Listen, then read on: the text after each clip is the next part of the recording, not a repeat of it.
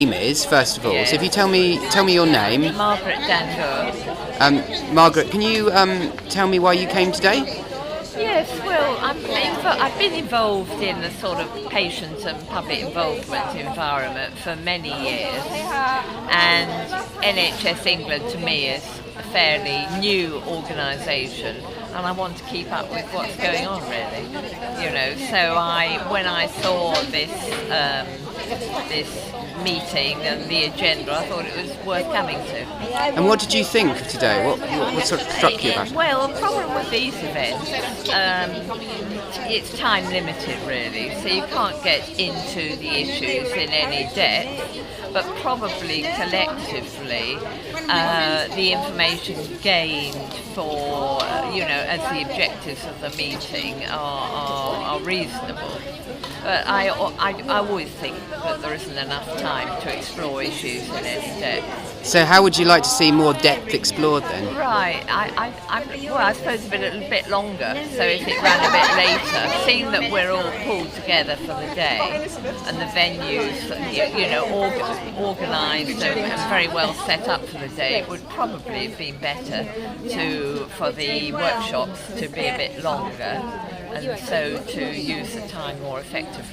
And what about the ability to feed back to people like Olivia? Have you been able to talk to people today? Well, it seems to me that one can, feed back outside the meeting if you want to, because there's so much interaction with the various forms of technology and communication these days. So as long as that's encouraged, it works very well. I just think, conferences or setups like this are always time limited, so I think it was quite a very satisfactory day, really. And can I ask you about the subject matter of the agenda? Is there anything that you will be sort of in your mind now? Is there anything that you was really interesting? I am very interested in the primary care transformation agenda because I'm chair of a PPG health centre.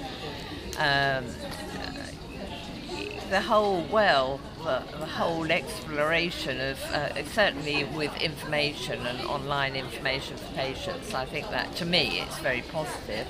But obviously, I think as was raised today, certainly by some patient representatives, there needs to be security around that information and for patients to be assured that it's going to be used appropriately.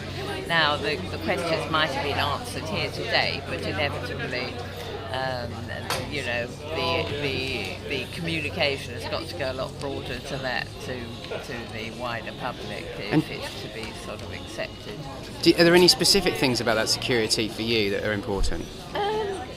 Well, to be absolutely honest, no, because I just think we live in that sort of world where there is a lot of information exchange, and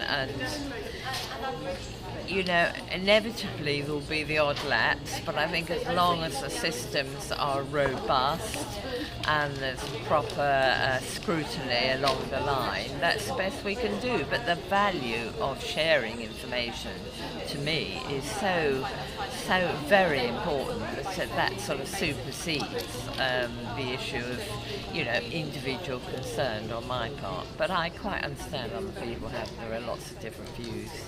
You can't speak for other people. You can only speak for yourself on that. It's personal, isn't it? And after all, people can opt out. But you couldn't. We spoke on our table about could you just opt in? But I think that would be impossible for so many reasons. So it's got to be an opt out. As long as that's allowed, I would think the average man in the street won't be too worried, to be honest. But then that's my view. It might not be the view of other people. So there we are. Thank you very much. Okay. Thank you. Is that all right?